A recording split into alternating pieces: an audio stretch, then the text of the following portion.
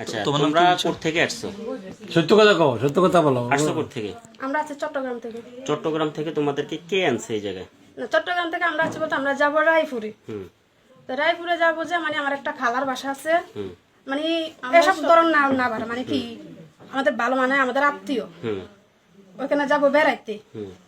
কিন্তু ওখানে হঠাৎ এক সিনজলার সাথে পরিচয় হওয়ার পরে এখন আমরাও মেনে নিচ্ছি, কারণ যেহেতু আমাদের আর্থিক অবস্থা দুর্বল। হ্যাঁ, তোমরা এই পেশাতে যে কত বছর? সরি, বছর না, বছর হয় নাই, কত মাস হবে? রালিং মিথ্যা কথা বলবো না, না সত্যি বলো, অসুবিধা নেই। মিথ্যা কথা বলবো না, রালিং এখন 1 মাস হয় নাই। আচ্ছা, তোমাকে আমি একটা কথা জিজ্ঞেস করি, মানে তোমারও তো বাবা জীবিত, না মারা গেছে। মা জীবিত আছে, মা মারা গেছে। আচ্ছা, বিয়ে হয়েছে? জি।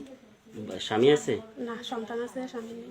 আচ্ছা, তোমার সন্তান যখন তোমাকে জিজ্ঞেস করবো যে মানে কখনো তোমার সামনে পড়বে, তোমাকে এই ধরনের কথা বলবে, তখন তোমার কাছে কিরকম লাগে? মানে তুমি ধরো না মাসে এই পথ থেকে তুমি একটা কথা 20,000 30,000 টাকা ইনকাম করো, কিন্তু তুমি তো নিজে পরিশ্রম করলে তো 10-20,000 টাকা ভালো মতন খায় দেয়, ভালো মতন থাকতে পারো, ঠিক আছে?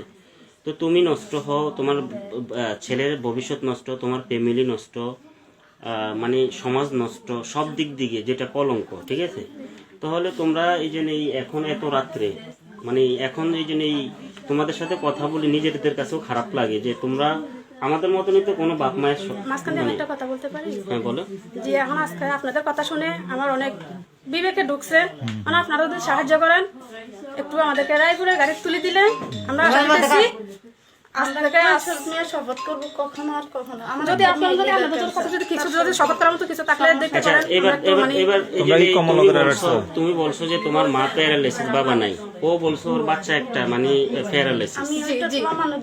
জি, ওনার একটা মেয়ে, মানে কি তোমার কর্মফল নাকি কিসের কর্মফল সেটা আল্লাহ ভালো জানে, কিন্তু তুমি কি জানি এমন একটা জীবন, মানে এটা কি তোমার জীবন নিয়ে মানে সেজন্য তো এখন মাঝখান দিয়ে একটা কথা বলছি আপনাকে, আপনারা যদি আমাদেরকে যদি একটু সাহায্য করেন, যদি আমাদেরকে যদি গাড়ি তুলে দেন, এখান থেকে শপথ করে যাব, এবং কি আল্লাহর কাছেও শপথ করে যাব, আমরা তার জীবনে আসবো না।